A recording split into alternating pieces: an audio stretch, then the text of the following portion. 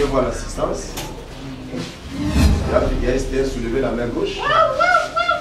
Fais voir l'assistance.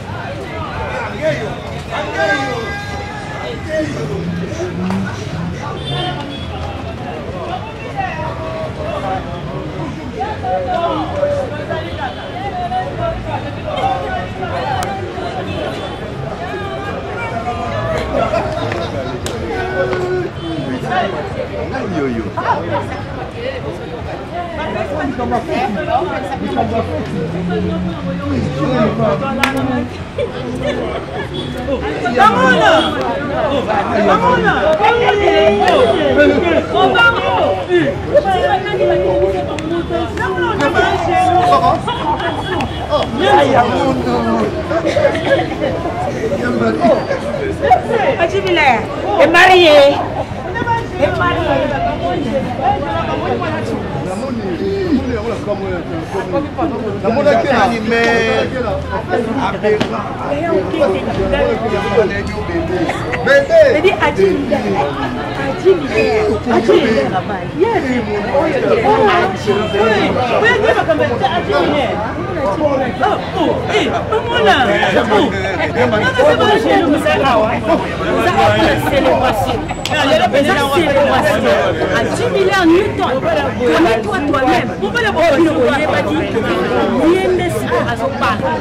Donc les lots à mettre fin cette fois-ci à s'engager. Alors il n'y a pas de distraction. Mais cette fois-ci, il y a plus de distraction. À combien responsable? À combien responsable? À combien responsable? Donc on a surtout bandane et bandane. Nazana à Longi. Yo mukando tela ye mutema. Na ina yebi soki à partir à l'élo à 10 milliards à ça à Chikoyo yeba kilobité ya agenda ya baboye a commis engagé. Yo mukape ya yo moko engagé yo pe à 10 milliards. Tu vas juste poser la question.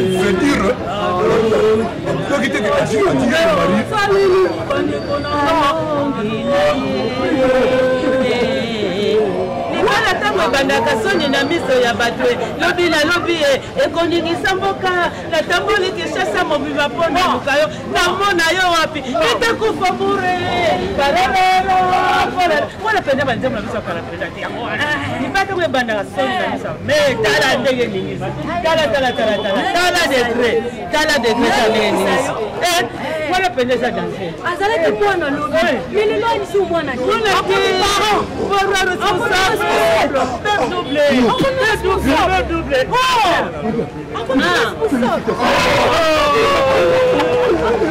Et c'est la bongo.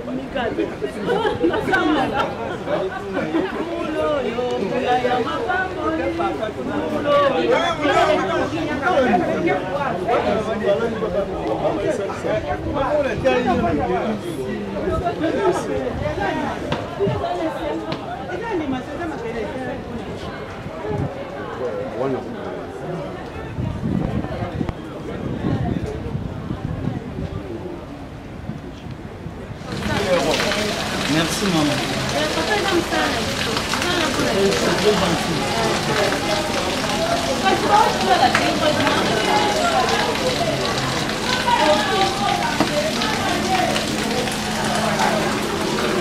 Voilà, c'est pour qu'il te l'en fait qu'elle n'a pas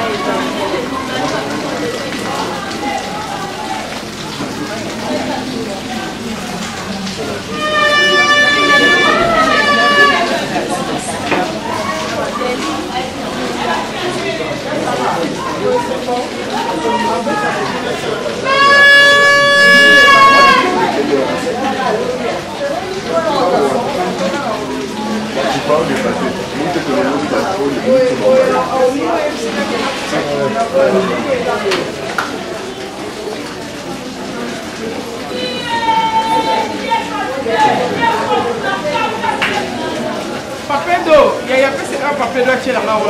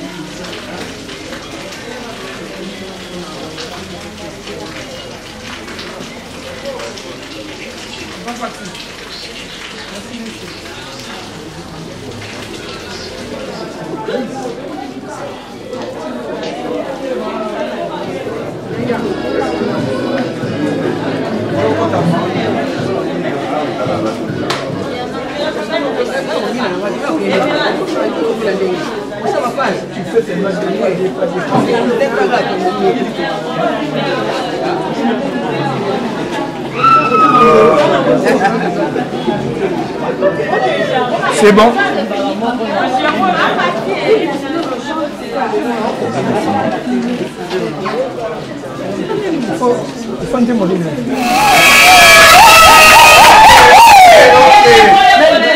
Ok.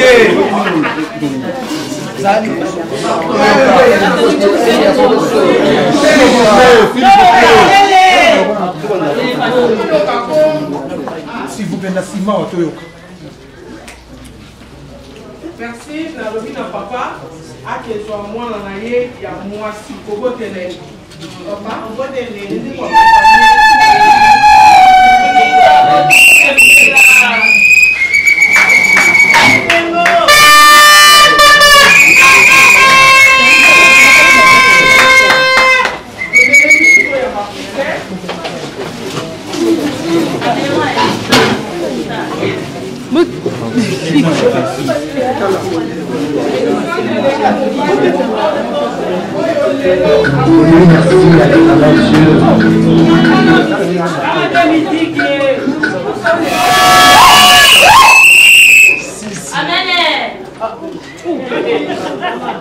J'appelle le prince du jour.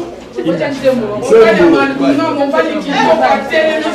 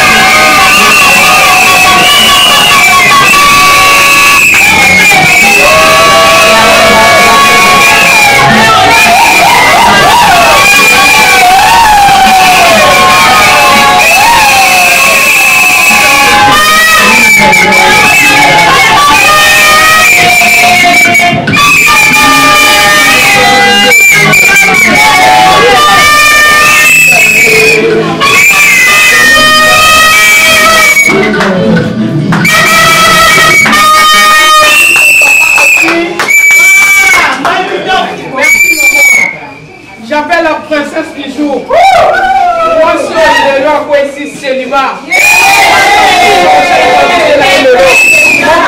Mon cours, papa agit. Oh, n'épité. N'épité, papa, tu n'es pas yo que c'est un modèle.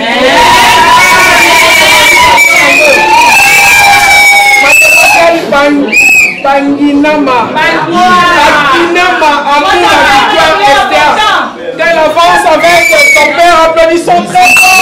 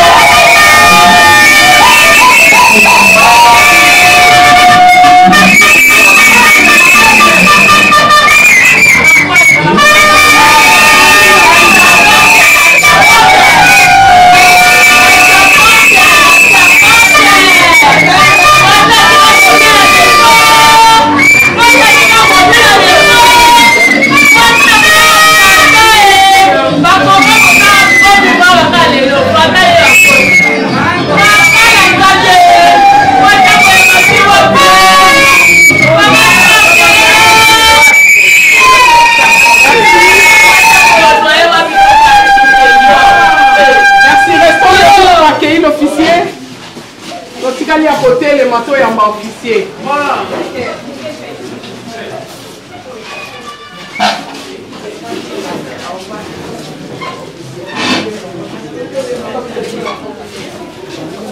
Applaudissons très fort pour l'officier de l'état civil.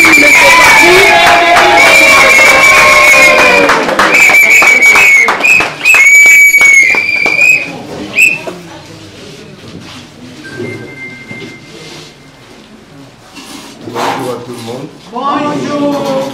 Restons debout. Respectons l'emblème de notre pays. L'hymne national.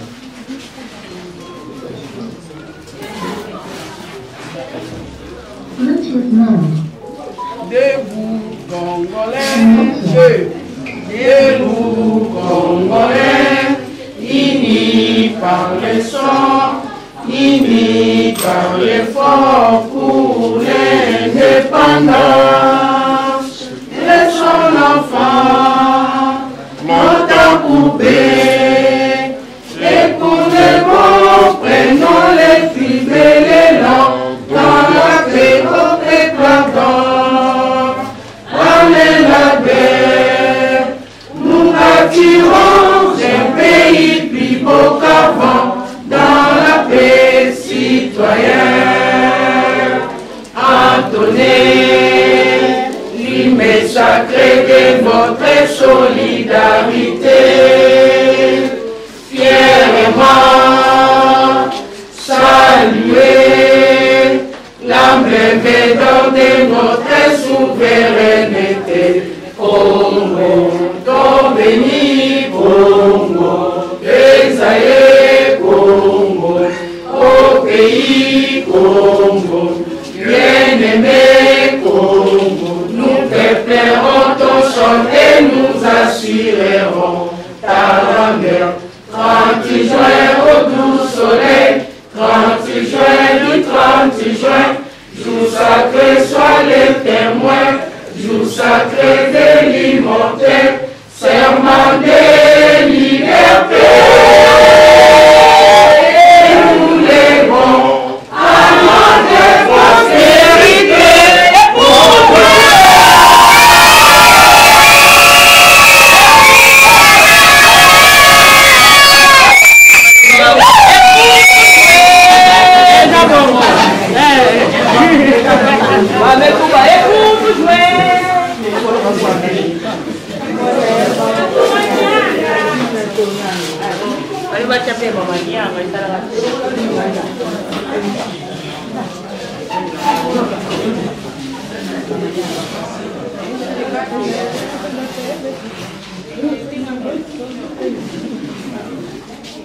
Voilà, merci beaucoup, soyez le bienvenu dans ce cadre pour le mariage civil de nos amis, messieurs Mandanga Ngana Adji et mademoiselle Badinama Amuna Victoire Esther. La famille reconnaît la dot versée. Mon ami Adji l'avait versé la dot à la famille de Maman Esther, Victoire Esther. Et après ici, je crois, l'église va bénir le mariage. Et nous devons savoir, la famille ne marie pas. La famille reconnaît le bien versé. L'église aussi ne marie pas. L'église bénit le mariage. Mais c'est l'État qui marie. Voilà pourquoi mon ami Adji et mademoiselle Lia Victor Esther, très sincères félicitations. Vous avez fait un bon choix. Et c'est aujourd'hui que l'État commence à prendre l'acte de M. Adji et mademoiselle Victoire Esther. Je serai bilingue pour la compréhension de tout le monde. Quand à tes jours, à tes tombes, tu as Victoire Esther.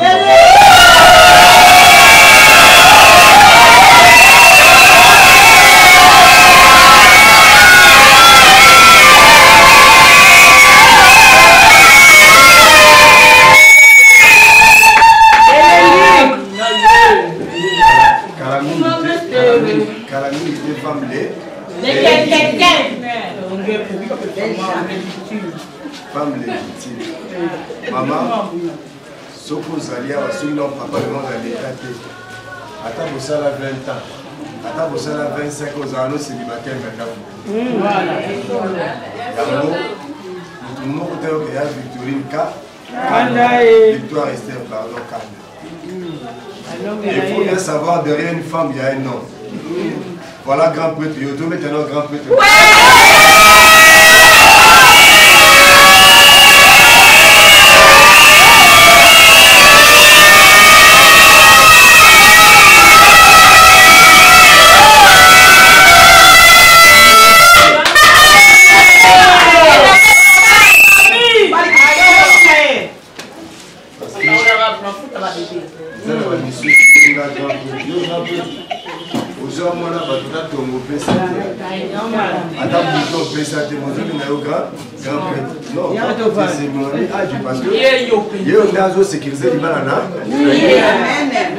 Voilà pourquoi nous avons un micro Bolivisa, je vais gripper, tout Yokanama Mouké, tout Landa. À ce qui concerne le mariage civil, nous avons notre code de la famille qui est notre soubassement pour le mariage civil. Il y a Adji et il y a Victor Esther. Suivez-moi très bien. Nous entrons maintenant dans le but de notre sujet. L'extrait du code de la famille, modifié et complété par la loi numéro 04/2024 du 12/11/2004 relatif à la nationalité congolaise et la loi numéro 16/008 du 15 juillet 2016 modifiant et complétant la loi numéro 87-010 du 1er août 1987. Mes amis, suivez-moi bien. Suite première du mariage, chapitre 1, là on parle de règles générales. Section 1, de caractères généraux du mariage. Article 330. Le mariage est l'acte civil, public et solennel, par lequel un homme et une femme. Un homme et une femme. Mon ami H, le zolo bamobali mokona basi bon. Moi si beau. Moi si beau. Moko. Ta non ya victoire resté. Ta ya.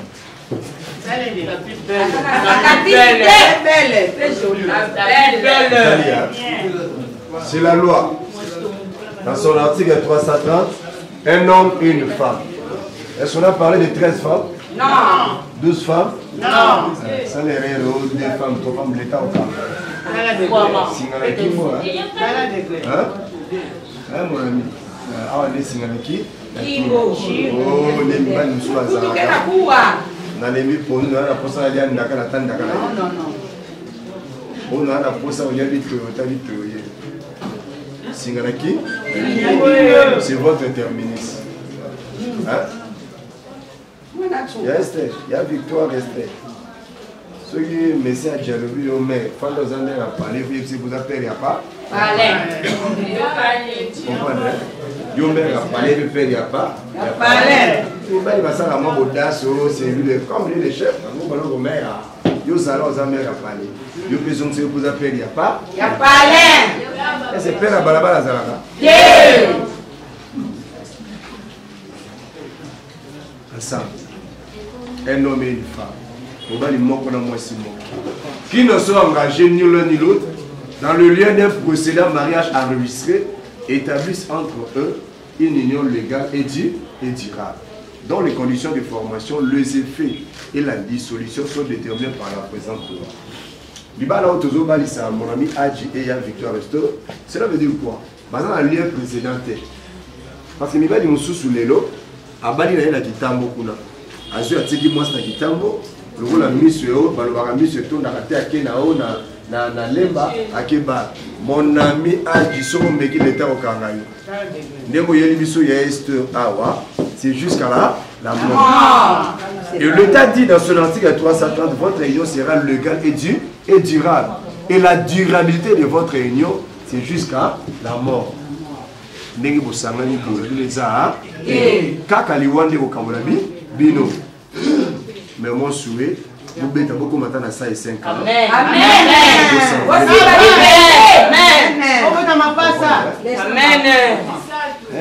4. Pour faire la belle belle. Nazo pas mettre les trous, on a allez go. Attaque kitoko mingi. Tout à l'heure. Allez kitoko trop. J'ai mis sous. Un homme et une femme qui ne sont engagés ni l'un ni l'autre dans le lien d'un précédent mariage. Donc si je vois d'aller un projet de mariage, mon Adji, état civil célibataire. Victoire Esther, état civil célibataire. Donc nous avons le mandat, il faut savoir que couple célibataire. L'État va être la majorité.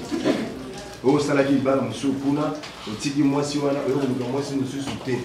L'État va dire mobali moko na mwasi mo. Voilà pourquoi bango bazana ordre parce que le projet de mariage on va commis célibataire.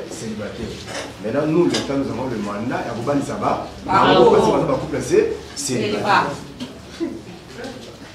Et l'État lobina ebisabino. Adji et ma demoiselle Esther, votre union, je répète, sera légale et durable. Et la durabilité de votre union, c'est jusqu'à la mort. Amen. Il y a Esther. Kabelo ezalate jusqu'à la mort. Badji pesa ezalate jusqu'à la mort. Et loko mo kabula binote.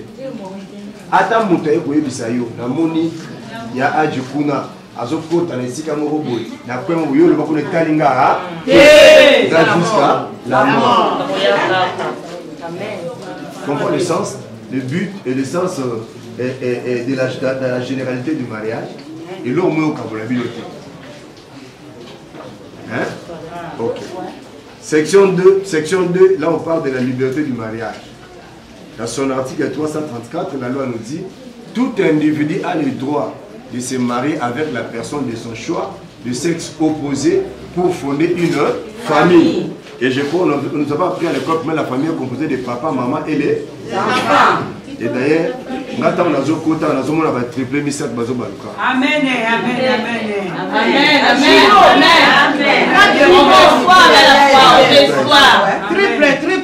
Triple Bazo Baluka. Amen. Prenez la question de votre à 3. Voilà. Voilà, 7. Voilà. Gratuité peut comment? Ah. Vous avez pas mis dans la maternité, voilà, dans sa super, mais changeant. Il y a marre 8 enfants. Amen. Et tout individu a le droit de se marier avec la personne de son choix. Il y a là, c'est le choix, moi ça peut pas qu'il me semble. Yes, oui. Je me suis dit choix. Moi, je vais bien, je vais la réponse là-bas. Là, c'est le choix. Je me suis dit choix. Il y a Victoire Esther. Là, c'est le choix pour le mobile, il y a 0 faute. Regarde-moi ça. Je me suis dit choix. Vous avez la réponse là-bas. S'il vous plaît, je téléphone au la mode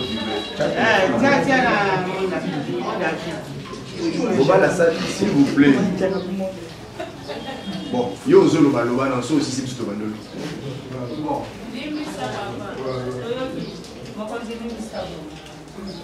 Adji a sali choix na ye a memeli biso ya Victoire Esther.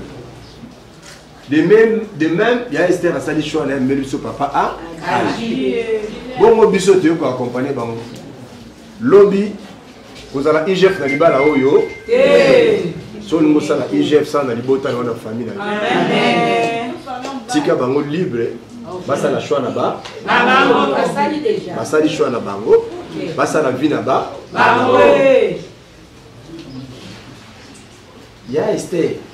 Ndeko zokota libala wana. Mobala zambeto hôpital. Na ils sont pas zambeto hôpital. So ya bango esibaki ya bino sa nini? Osimba. Amen. C'est déjà. C'est déjà. Mobala zambeto hôpital. Amen. Aza quoi là? Aïe aïe aïe.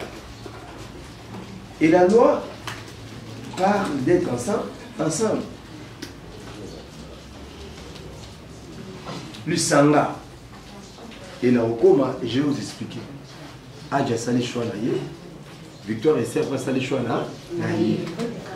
Biso bandeko to accompagner bango na ba prière na biso. To accompagner bango na ba conseil ya malamu pour qu'il bala bango liboso. Amen. Mais ceux qui biso de nous détruire bango. Ok, la loi nous dit il n'y a pas de les gars et dit frère.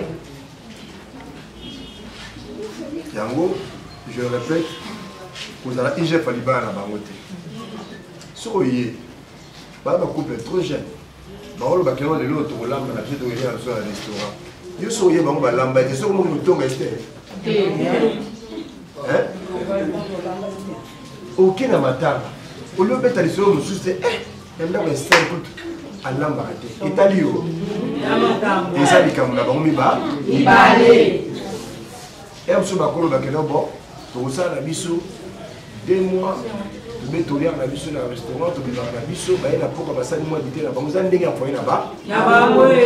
Mais il y a Esther, il y a Kabaka.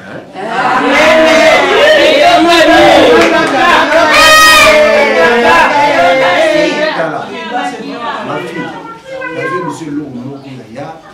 C'est que ça au Kaba. Moi, c'est mec.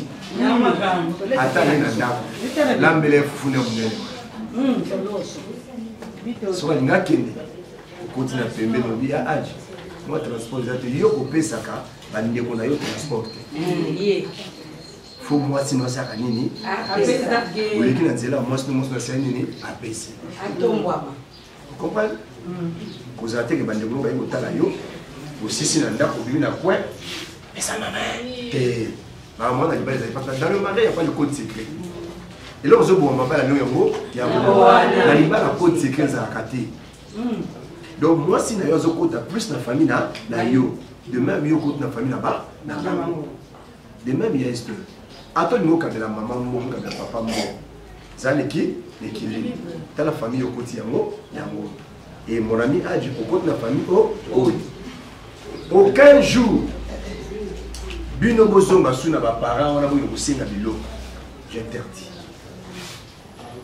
et c'est vous maintenant ne boba na osala pour que ba parents na sa nini ba vivre ba boko le bino je vois vous êtes dans l'éducation ma ala les hommes si ko ba parents wana o ba paiement pour que so ne kotungisa bango te rester soko fandi pour que la famille age le même âge si vous faites la famille et c'est comme ça que je fais ça pour le bâtir quelqu'un qui balles au ça m'a calé balles d'enganter âge où tu peux la famille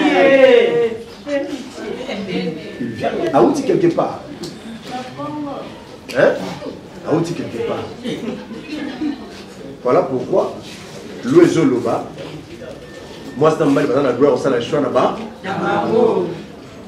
chapitre 3. Là, on parle de la formation du mariage. Dans son article 349, le but du mariage. Bozo bala na pona ni. Et à Moussou a dialogué que non. Ngana zo bala Esther.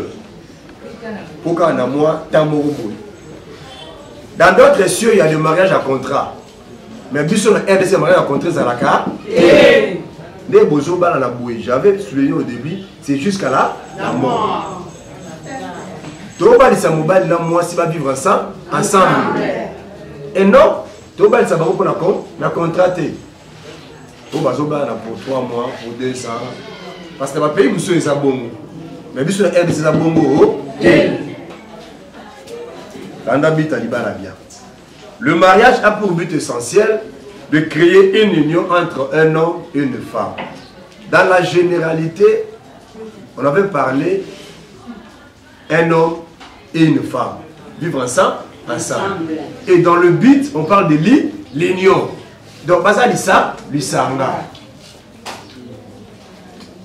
Partout, il y a Adjazali, il y a Esther Azam. Ce n'est pas que Bali Mona Batulilo. Yo tiki a la sasa yo kilo poto. Est-ce qu'il y a combien bendé? À combien bendé? Non. Le temps azobal sabino ko vivre ensemble. Moi c'est un bon vivre ensemble. Ndaku moko. Mbetu pe moko. Yo siko yo aucun na yo tiki. Tant que tiki 2 ans, 3 ans, 4 ans, 5 ans, 6 ans. Est-ce que vous avez libala? Zalibala. Aïe. Les temps azobali sabino nga azobali sabino bozala lisa lisanga. Voilà dans son ancien de mariage et a pour but de créer une union entre un homme et une femme qui s'engage maintenant de vivre ensemble jusqu'au décès de l'un d'entre eux. Qui nous a pas la mort quand la mort dit la bourreau bien parce que la mort c'est inévitable. Ceux qui ont dit que non bon mokolo ya oye koki musambo ba senini akei mais ceux ils ont balongo les binoté bo simba ba nzete pena do comprendre maman mutanzana moni benga non bébé âge benga boum Esther tu vois ici bébé âge boum Esther parle bébé âge papa le oui bébé.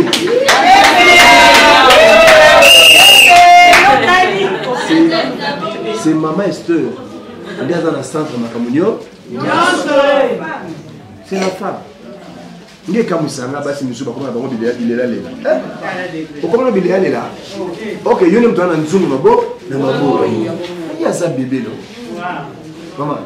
Ça là il ça là ça vous comprenez Esther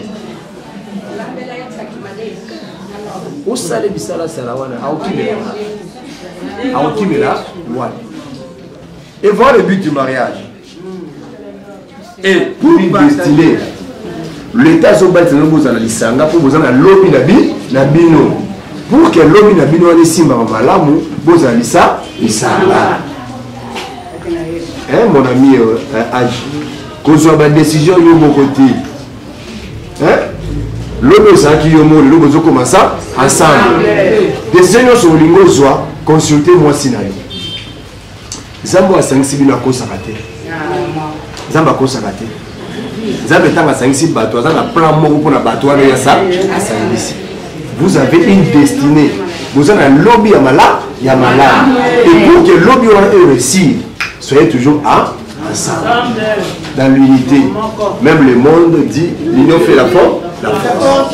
Le papa dit aurait besoin crédit quelque part 120 millions de dollars ma pêche au bon comment mais la chérie n'a hôtel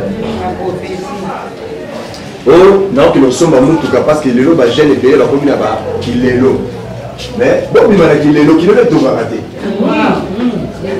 parce que moi si nous avons un projet ou sous si vous ensemble il y a 1 million de dollars pour que ce moment tout cas 120 000 aux yeux de la Moutuka celui de l'eau maman Esther a vu dans le Moutuka et là totalement raison parce que il y a un apôtre un sous bosso ma bébé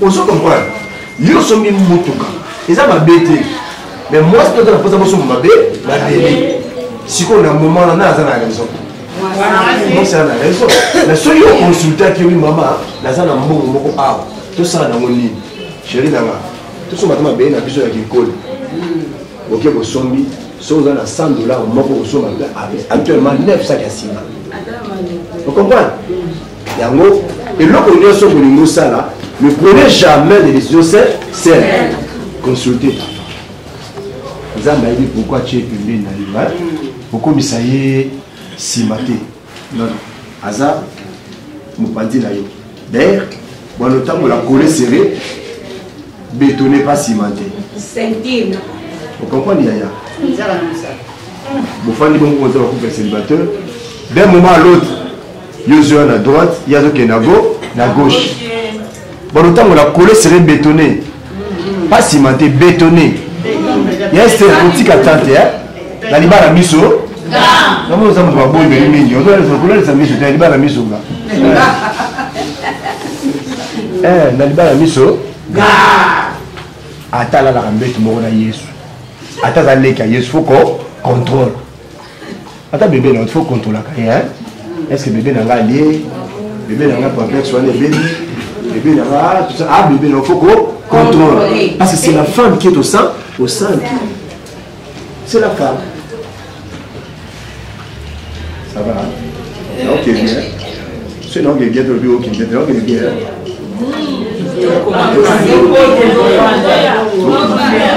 donc vous avez l'homme il a bien vous trouvez ça ensemble vous trouvez l'homme ensemble chapitre 3 là on parle des effets du mariage dans le mariage dans son article 444 le mari est le chef du ménage les époux c'est leur protection mutuelle il y a Victor Esther dans votre foyer qui est le chef vous en baba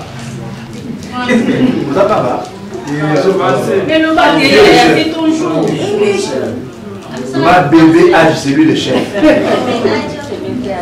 c'est lui le chef tout le monde chef mon beau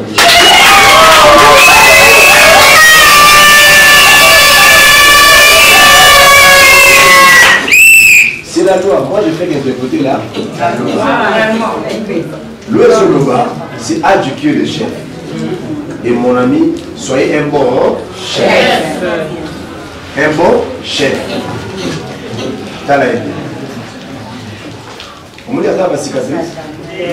Quand vous mettez sur la cicatrice, soyez comme un pasteur qui prend soin de ses brebis.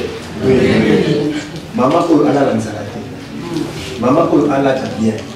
maman alala bien. Ils ont beaucoup mal à chef. Parce qu'elle est à côté d'un chef. Soyez un bon chef. 90% il y a beaucoup de foyer où ils ont peut-être maman pour bâtir moi 10% de la ménage de la ville, mais beaucoup de là, et ça fait mal le rival de sous. À d'autres que la moi si la responsabilité n'y a son nom à la tête. Et c'est la femme n'a pour bâtir moi complémentarité. Et vous avez entendu parler de celui qui trouve un homme pour les bonnets? Non. Un homme pour celui qui trouve les bonnets. Ah, je voici votre bonnet. Voici votre bonnet. Ne la négligez pas. Suivez-moi tout là, pardon. C'est votre bonnet. Bonnet des hommes pétioliers. Et maman, soyez une femme bonnet. Une femme bonheur qui a des caractères. Zala ministre de Finances, Zala ministre de Budget, Zala ministre de Santé, Zala ministre de l'Économie, la carte libota la carte foyer. Une bonne femme a un caractère. Une bonne femme a son mari, son mari. Une bonne femme a la table. Une bonne femme a la tambola. Une bonne femme. Mais là, on a une bonne femme. On a tongo. À brosser, pardon, excusez-moi, à brosser et à s'en légumes en français. Est-ce qu'on a une bonne femme? Elle qui a sur le vida, pour la zone de l'écart. Quand elle a mis le vida, est-ce une bonne femme? Non. Quand on a quoi, ça a poso. Il y a quand il y a 4 ans poso, une bonne femme? Non. Une bonne femme, à un mois sur yo, à un autre mandat qu'on a. La femme est censée la renverse de ses propres mains. Soyez une bonne femme d'ailleurs. Une bonne femme foyer va boire au bal d'ailleurs. De l'autre bal les besoins coups la jeune et bien bazo bal d'ailleurs les besoins coups. Pourquoi? Parce que balingi comparaison. Bobali nanga azalaka lokola yé. Papa, basi nyos balandenge mo. Ne cherchez pas troisième personne à la coupe la vie. Oui, ma troisième personne, Mamie. Mamie, oui. Bango mission là-bas, il y a qu'à détruire ma balle. Attention, mon ami. Troisième personne, la coupe la vie, c'est la carte Jésus dans centre de parce que là où il y a Dieu, le pardon va réunir. Et maman Esther, Kobombe la cachérie nous m'a camouté. A tous à la tout ma qui est ma 5, il y a des sailles. Là, mon colo, on dit à ma qui est ma il y a des sailles. Aïe, bon, mais la caille. Parce que dans le mariage, il n'y a pas le code secret. Au bon, mais la chérie, nous poignets des camps. Il va nous dire comment il y a un bon dans la toilette. Il y a un bon dans la toilette. Pourquoi? Mais pas les bings basala bon so moi c'est ça le poso parce que basi nous sommes à Monica bon il m'a échangé yango est soyez une bonne femme hein? Okay. Section 3 là on parle de droits et obligations qui sont réciproques et ça ami Beko yo mon ami Adji a repris ça est puis Esther a repris ça mon ami a repris ça Adji. Et dans son article 453, la loi nous dit les époux s'obligent mutuellement à la communauté de vie. Ils sont tenus de vivre ensemble. Et nous allons comprendre avec moi, la loi parle toujours vivre ensemble. Libala so boza lisanga te botonga libala te. Yango loi zo baka vivre ensemble. Et pourquoi dans son article 453 vivre ensemble? C'est pour consommer le mariage. Dès que vous avez un lélo, biso l'état de la poste il y a ban. Bakoko va la poste il y a ban.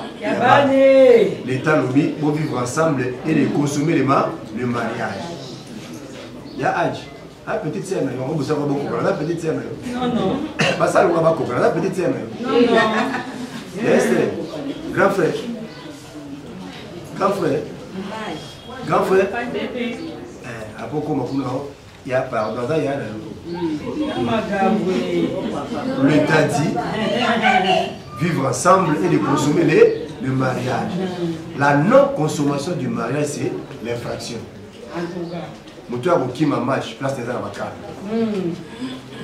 Mon ami, Apongem la etika, Adji, Apongem la esanini, Oulali Mouké, Ataba troisième, la Mouké Tali Pélis Tunapé, Reste, ma prière peut belé diminuer dans le main. Il n'y a pas de prière belé. Kaka Ngomba, Siloé, ma prière peut diminuer. Au Banek, Maoumbi, voilà. Au Banek, Maoumbi, pour le cacher. Il y a été. Yes, apprécié. Est-ce qu'on consomme les mariages? Consommer un mariage. Nous sommes dans le monde de l'India. Il y a âge. Attends la prière, consommer les mariages. Est-ce que les gars là, vous avez tout le monde? Attends la prière, consommer les mariages. Yes, également. Nous sommes comme si c'était des martyrs. T'as des martyrs au bon site.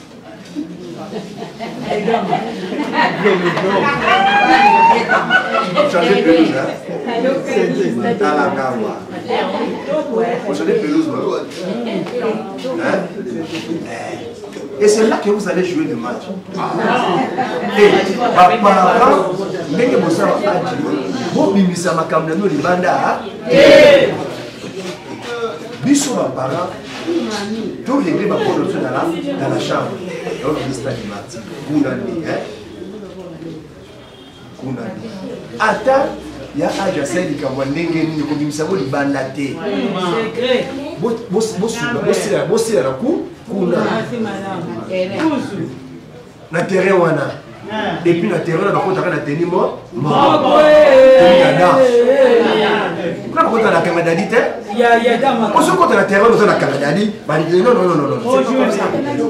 Match vous mettre en ligne. Oh. Hein? Là. On va pour de grâce, on monte la première ça va passer quoi.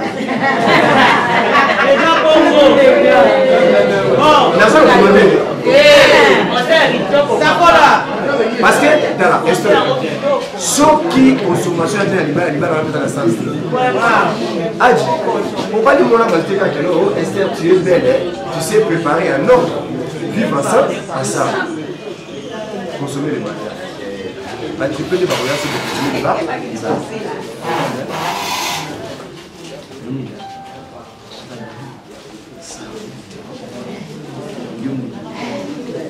Charge dans ma boue, maman.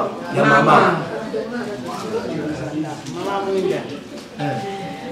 Concernant ça, c'est un homme, si nous sommes là qui est funda. Il y a funda âge banal. N'a pas un problème, nous disons un problème alors.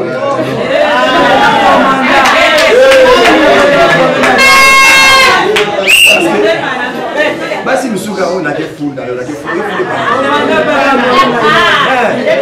nous tout pas le premier alors on appelle un premier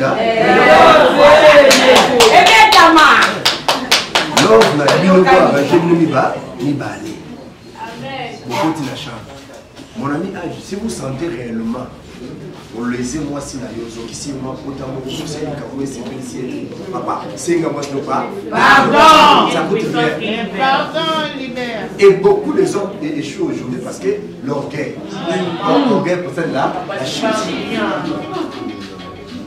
beaucoup de la chambre c'est notre chérie mais ça va tailler comme on a ça là on va dans le souci et c'est maman nous sommes à pardon bon ça là on a sommes à pardon ou que comment quelque part au Sénégal pardon les traits on a un agenda caché dans le mariage il n'y a pas des agendas cachés exactement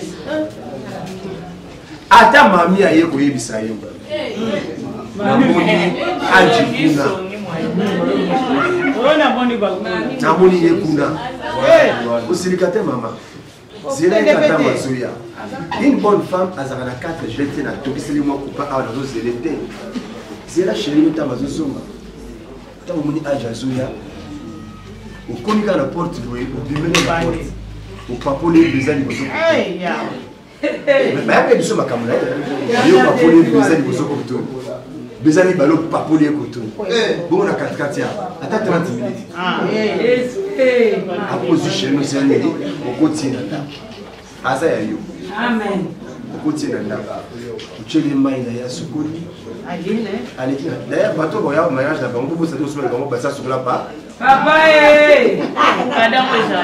ezali asa chéri après son aussi si makambo nyonso to wana bokoti siko na chambre obandi koyebisa ye ntange na ye mpe na kombo ya moto ayebisaki yo makambo wana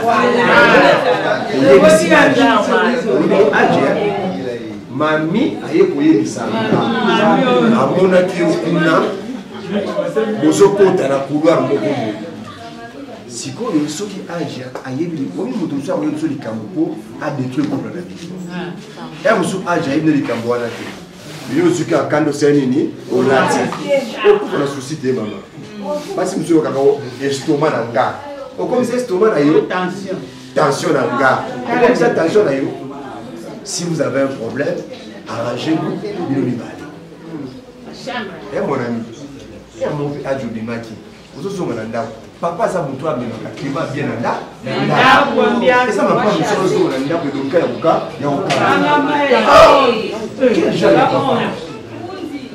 kunzi azonga na ndako elongi ya kokanga te soki obimaki ozozonga premier cadeau c'est pour maman Victoire Esther.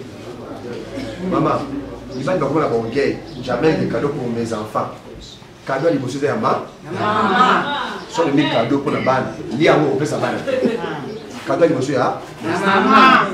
Ce sont des chéris. Tant que Zoya, maman paye. Vous avez dit chéri dans Zoya. Pourquoi on tourne les sous? Maman, voilà papa la vie noyée. Avec comment maman? Il va les plus facater, il va les nous caca. Attends, ça qui est la cuisine. Si quand on m'a poussé, il y a comme ça. Il y a ma chérie d'ailleurs. Je vais essayer poteau. Aux autres, c'est poteau. La cacate, on va mourir 30 minutes. Les abongos. Il va les nous karaté.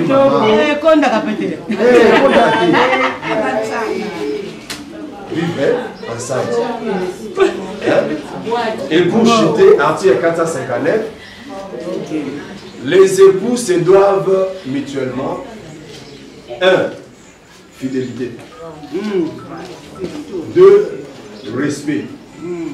3. Considération. Et 4. Affection. Les époux se doivent mutuellement.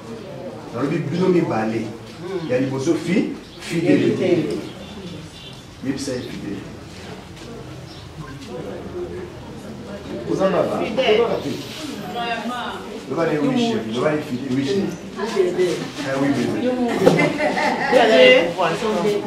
deuxième élément, on va parler sur le respect. Le bas n'a pas dit respect.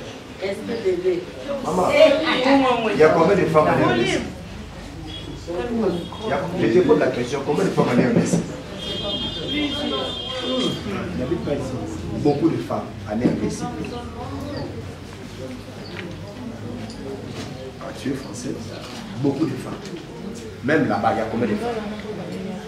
Beaucoup, hein? Mais si le monsieur ici, mon ami Ali, vous a amené ici, c'est ça l'amour. C'est ça l'amour. Hein? Beaucoup de respect. Ah, c'est beau monsieur, hein? Il est beau, non? Mignon. Beaucoup du respect. Parce qu'il y a des femmes aujourd'hui, soit congolais ou mondoko. Vous voyez la parole, moi je suis la parole, et troisième, on va parler sur la considération. Après Dieu au ciel, considération, mon ami, c'est Maman Victoire Esther. Considération. Et même, Maman Esther, considération, c'est Papa Agi. Beaucoup de considération. Et quatrième, affection. Affection. Papa, affection.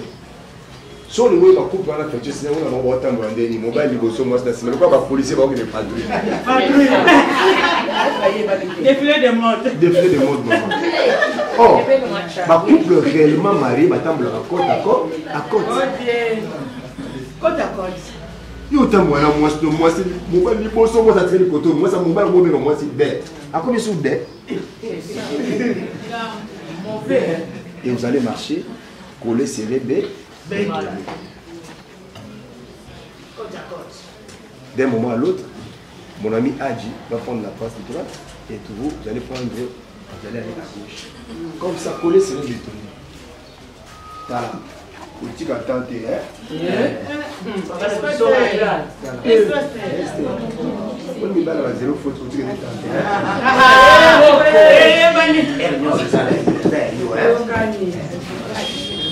Voilà, je parlais de 4 éléments. Premier élément, fidélité. Deuxième élément, respect. Troisième élément, considération. Et quatrième, affection. Et tout, Nabi. Alinga uliani muganda nga uliani omba ponduna madesu tsaki madesu so lambele tsaki madesu no lesa kende so lesa si abisi bon lo so lesa kende lambele tsaki madesu oje kuye o lesa bongo te so lambele tsaki madesu na yaza bébé o mimi na ofantse na makolo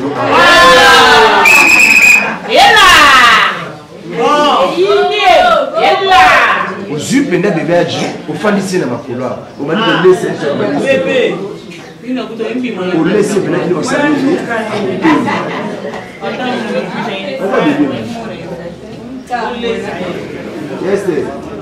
Il est bébé là. On m'a dit au fond d'ici, à la bébé. Bébé là, il va la salle à la moto. Vraiment. Il va la salle à la moto. Tala. Kota kuna. C'est mon tour tala. Basi tala. Maman. Fidélité, respect, considération et affection. Et ton maliba na Bible. Et pour chiter, je parle de la dissolution. Naliba les coups farate mais ça nini et si là. Naliba les coups farate mais ça nini et si là. Et si là ndenge nini. Ceux qui samba bengi moko ta bon liba na buo. Mon ningo a ça libre comme ça la choix. Et papa Adji, moi c'est à la charge. À dater d'aujourd'hui, ce beau bimana ma veste.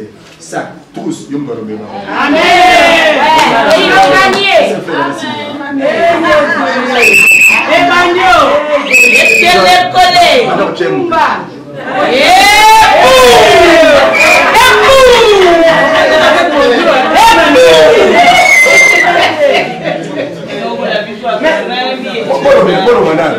Mais pas les moussousous. Ah, même si moi c'est ma charge, auto au moins, papa félicitations, c'est comme ça. Auto au moins, auto au sac. Ah, autant mon langue, moi ça tombe à ma boue pas.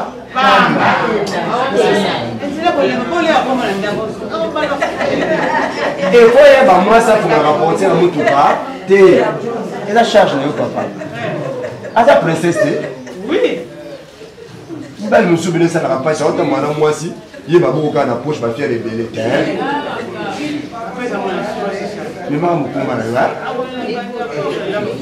Voilà, je parle des 4 éléments, la fidélité, respect, considération et affection. Il va laisser les coups par des sanini et si là. Ceux qui ont bien mort na bien il va na boue. Pia. Mon ningo ati azali pour ça la choix na ye, je dis et je vous remercie. Merci beaucoup.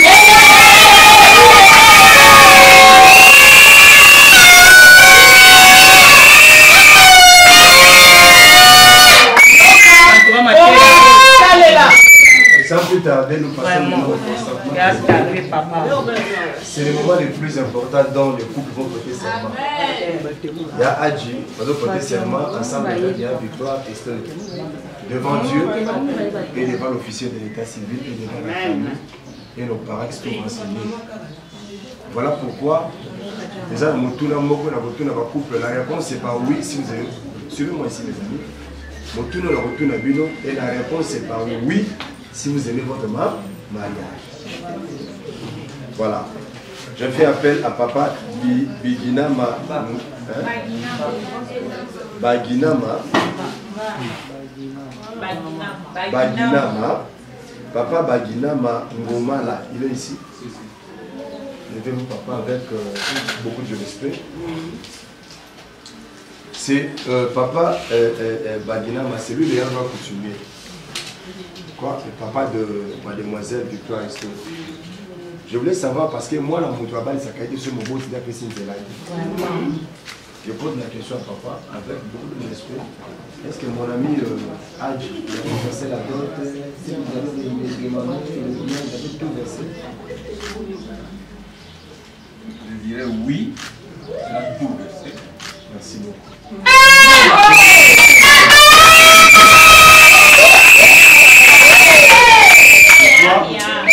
Je crois au départ, mon bâti grand pour tenir. Après ça, d'autres réunions. Levez-vous. Amen. Amen.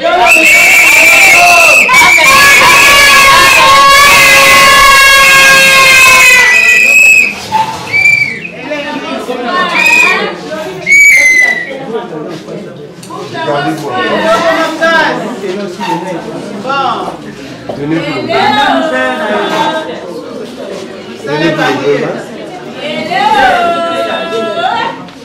Voilà. Suivez le consentement, s'il vous plaît. Amen. Monsieur Madanga Ngana.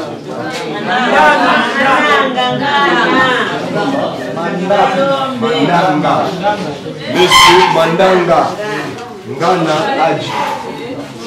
Consentez-vous à prendre pour épouse légitime mademoiselle Baginama Amuna Victoire Esther ici présente. Merci. Amen.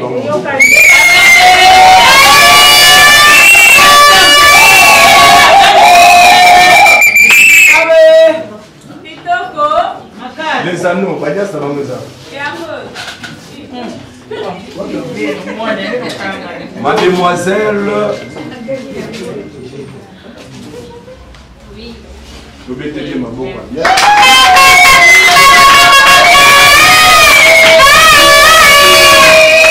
Le papa de monsieur Hadji peut se lever. Il a débattu de ma place comme ça. Monsieur Ngana Yampaka Justin et madame Seko Siala Pascaline. Consentez-vous à ce que monsieur Mandanga Ngana Hadji, votre fils, prenne pour épouse légitime mademoiselle Baginama Amuna Victoire Esther ici présente? Oui. Oui. Oui, oui, oui, oui, oui,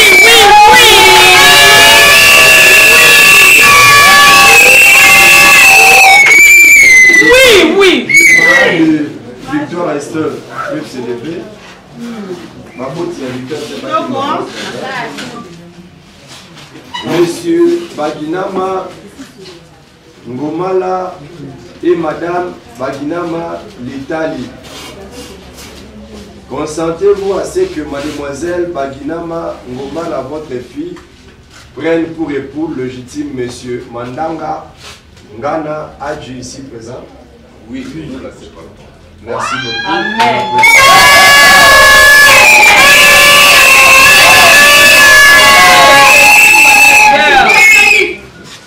En foi de foi, je vous unis légalement par le mariage civil avec le régime matrimonial que vous avez choisi, la communauté universelle de biens. Ceci en présence de monsieur et madame Nzita Ngimbi Junior. Venez ici. Et madame Mompoi Moubala Jeannette. Elle est où? Ils sont là. Madame Jeannette. Elle est là déjà.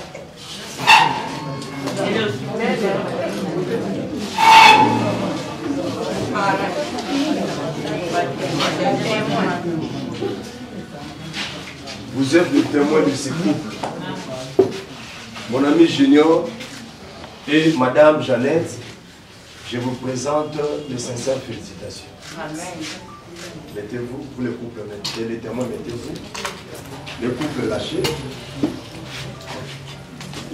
Adji. Je vais lire sa chérie d'ailleurs. Fais voir l'assistance. Il y a Esther soulever la main gauche. Fais voir l'assistance.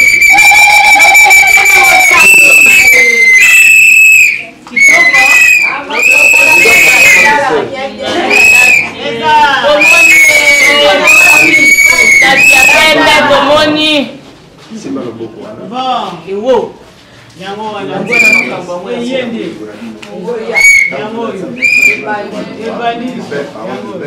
Allez-y.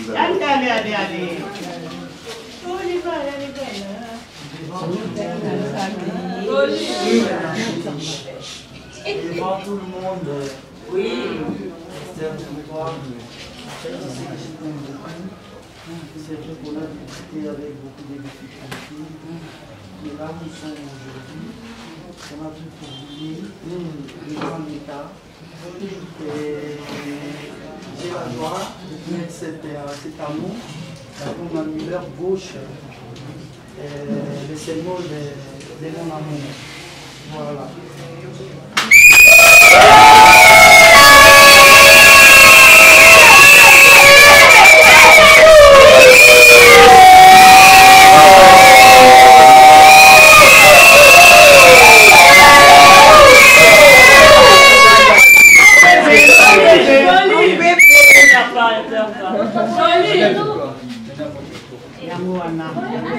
Les pépés.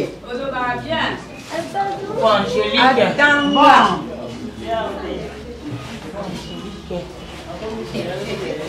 Volume, hein? Volume. On l'a mis sur terre, on l'a mis sur bien. Silence, on l'a mis sur tête, on l'a mis sur bien. Bon.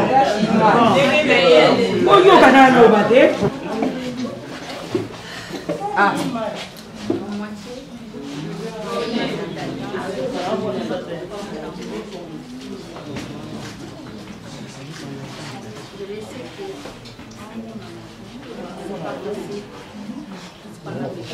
Volume.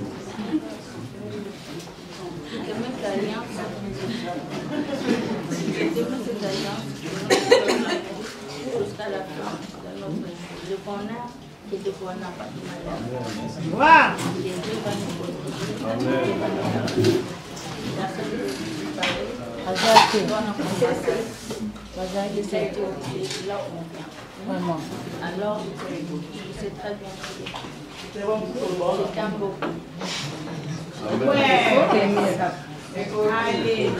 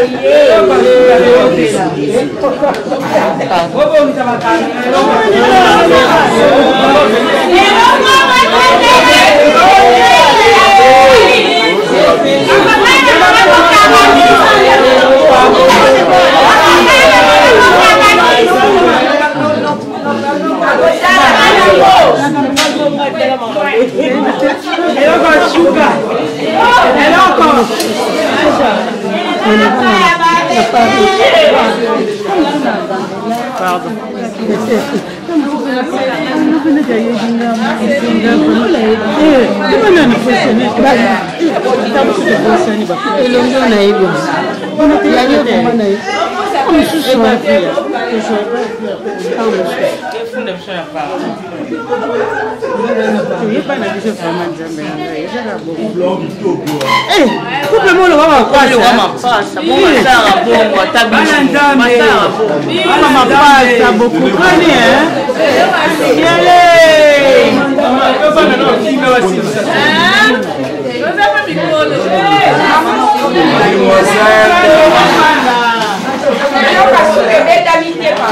Mademoiselle Baginama Amouna Victoire Esther, désormais portez officiellement le nom de votre mari. Devenez Madame Mandanga Baginama Amouna Victoire Esther. Voici maintenant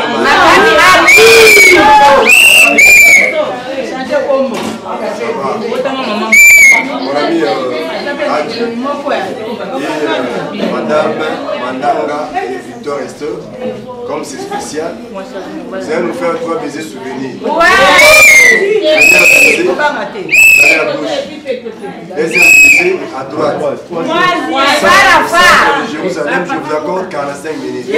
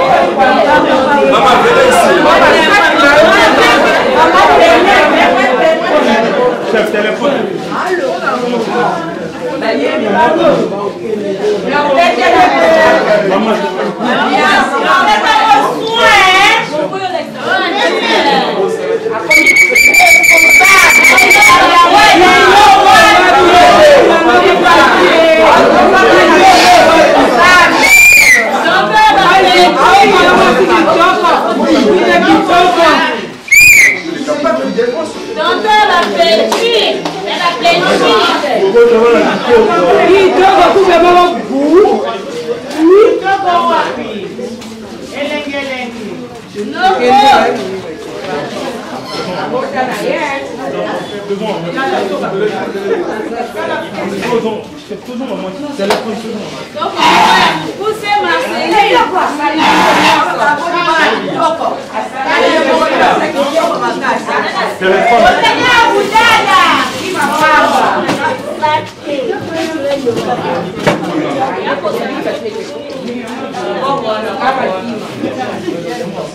Félicitations.